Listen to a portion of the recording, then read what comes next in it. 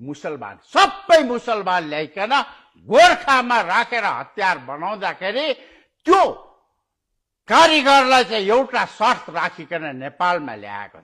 यो देश यो राष्ट्र नेपाल बनाउने पनि विभिन्न धर्म र जातका मान्छेहरूले नेपाल बनाएका हुन्।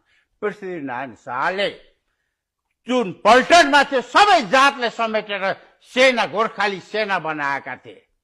आज यता हेर्नुहोस् त्यो बेलामा यो चाहिँ ब्रिटिससँग लड्दाखेरि पनि पृथ्वीनारायण शाहले बनारसबाट कारिगर बन्दुक बनाउने तोप बनाउने कारिगर ल्याएका थिए उहाँले। तपाईले थाहा छ कि छैन? मुसलमान सबै मुसलमान ल्याइकन गोर्खामा राखेर हतियार बनाउँदाखेरि त्यो कारिगरलाई चाहिँ एउटा शर्त राखिकन नेपालमा ल्याएको।